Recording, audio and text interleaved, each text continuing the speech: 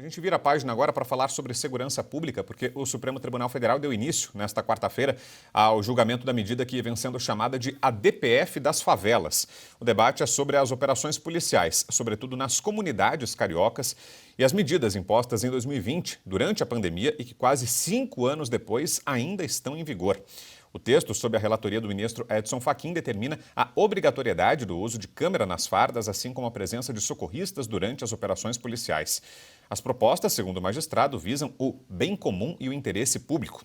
O governador Cláudio Castro é crítico da medida, afirma que o crime se fortaleceu desde que as normas entraram em vigor e questiona, abro aspas, por que toda a culpa recai sobre a polícia, fecho aspas. E para falarmos sobre isso, sobre esse julgamento importante que começou hoje no Supremo Tribunal Federal, a situação do Rio de Janeiro em relação à segurança pública, temos um convidado, que é o Rodrigo Pimentel, pós-graduado em Sociologia Urbana pela UERJ, especialista em segurança pública, ex-capitão do BOP, uma das principais vozes, aliás, desse debate sobre segurança pública, um profundo conhecedor da realidade do Rio de Janeiro. Pimentel está com a gente aqui ao vivo no Jornal da Oeste para falar mais sobre isso. Obrigado, viu, Pimentel, em primeiro lugar, pela entrevista, pela presença aqui. Boa tarde. Boa tarde, muito obrigado pelo convite, viu? O que você espera, Pimentel? Tem que ser derrubada essa medida e isso está comprometendo a ação policial, o combate ao narcotráfico no Rio de Janeiro?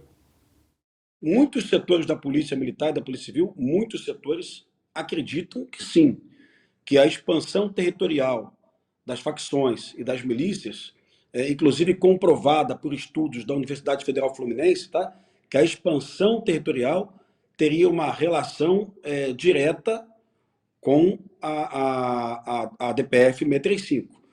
Lembrando que muitas das propostas da DPF, em 2014, a própria Polícia Militar já tinha colocado em normas. Tá? É razoável o acompanhamento de uma ambulância com paramédicos, né? Isso é bastante razoável. Eu acho que isso é inquestionável. Né? Se o Estado está reagindo a isso, o Estado está errado. No entanto, a Suprema Corte limitar operações policiais do Rio de Janeiro a situações de excepcionalidade. Isso é muito perigoso, porque quem recebe pressão do eleitor, quem conhece o dia a dia da violência nos seus estados, são os governadores, que são os chefes das polícias militares e civis. Né? Então, me preocupa que hoje é o Rio de Janeiro. Amanhã pode ser Ribeirão Preto, pode ser Goiânia, pode ser Amapá. A Suprema Corte começa a tentar aí normatizar operações policiais, quando não é a missão da Suprema Corte, nem no Brasil, nem em nenhum lugar do mundo. Repito, quem sabe dos problemas da cidade, do Estado, do eleitor, da população, é o governador do Estado eleito pelo voto direto. Agora, o Pimentel, tem um outro dispositivo, né, entre essas normas que o Supremo Tribunal Federal colocou na época da pandemia, que, aliás, é um outro grande questionamento, né, porque a justificativa foi justamente essa, a pandemia, que para manter as normas sanitárias, a política de isolamento social, era preciso ter um controle na entrada de policiais nas favelas. Mas agora já não há mais crise sanitária e isso continua em vigor, o que é um grande questionamento. Mas, para além disso, muitos policiais alertam para o vazamento de informações, né, porque é uma obrigação, uma obrigatoriedade de comunicação prévia das operações. Sempre que vai haver uma operação, é preciso comunicar, por exemplo, o Ministério Público, outras instâncias. Queria que você falasse sobre isso e se isso está comprometendo de fato o sigilo de investigações. Tem havido vazamentos por causa dessas normas impostas pelo Supremo? Eu acho que ninguém pode duvidar da honestidade do Ministério Público. Né? A gente achar que vai informar uma operação ao Ministério Público, isso vai vazar do gabinete de um promotor para uma facção numa favela do Rio de Janeiro, ou então para uma milícia, isso é o fim dos tempos. Né? Seria realmente a definição de narco-estado. No entanto, a comunicação prévia a unidades de saúde e também a unidades de ensino do município e do estado, isso não que eu duvide também da honestidade dos professores e diretores, tá?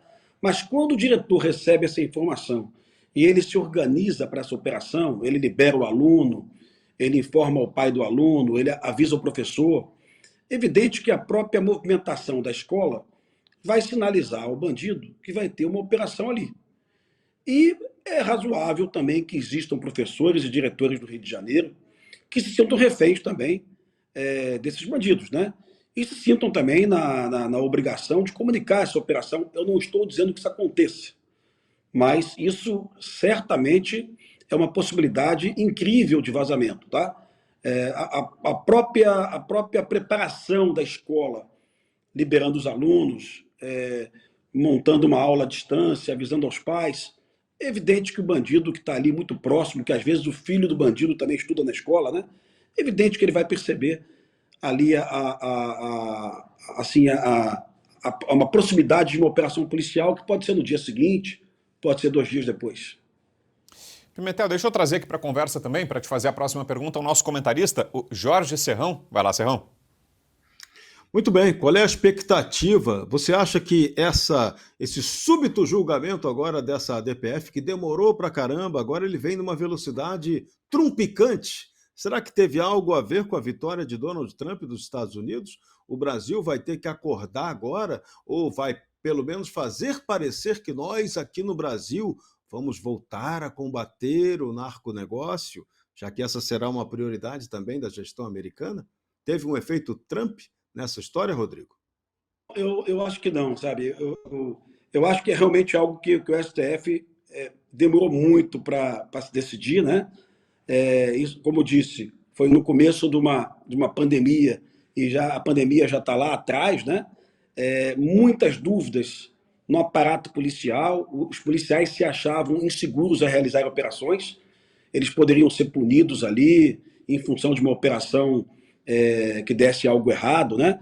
E agora o que é curioso de novo, os setores da sociedade que foram ouvidos foram ONGs que trabalham em favelas. Muitas dessas ONGs sérias, outras tantas, elas são permeáveis ao tráfico, né? E setores da sociedade, alguns setores não foram ouvidos. Por exemplo, motoristas de aplicativo, que são as principais vítimas aí dos carros roubados que ficam escondidos nessas favelas. Mototaxistas, que são vítimas também de motos roubadas, né, que estão nas favelas. A sensação no Rio de Janeiro de um mototaxista, de um motorista de aplicativo, que vai num batalhão com a localização do seu carro, do seu bem, quando ele paga o sustento da vida dele ali, o aluguel dele, a escola dos filhos. Ele chega no batalhão e fala, olha, a minha moto roubada está na favela tal, você pode ir lá recuperar minha moto? O comandante do batalhão vai seguir a DPF 635. Ele vai dizer, olha, não é situação de excepcionalidade. Eu não posso ir lá recuperar sua moto. Sabe? Essa é a grande verdade. É o clima de insegurança que a DPF gera nas forças policiais. O que você pode, o que você não pode. O que é excepcionalidade e o que não é excepcionalidade. Na minha opinião, retirar barricadas das favelas do Rio de Janeiro é uma excepcionalidade. Segundo a Universidade Federal Fluminense, a UF, temos 4 milhões de pessoas no Rio de Janeiro vivendo em áreas dominadas por milícias, Comando Vermelho, Terceiro Comando e ADA. Essas pessoas vivem em condições subhumanas. O Uber não pode entrar na rua porque tem barricada. O SAMU não pode resgatar o parente porque tem barricada. A Companhia de Limpeza Urbana não pode retirar o lixo porque tem barricada. Essa deveria ser a verdadeira discussão do STF hoje. Uma DPF obrigando o Estado do Rio de Janeiro e a Prefeitura do Rio de Janeiro, que tem ferramenta para isso também, a retirar todas as barricadas das cidades do Rio de Janeiro, e são várias cidades, São Gonçalo, São João do Meriti, a própria capital, retirar essas barricadas para que a cidadania volte a prevalecer, para que volte o direito de ir e vir. Mas impressionante, ninguém toca nesse tema, como se as barricadas simplesmente não existissem. Então isso é bem curioso, viu?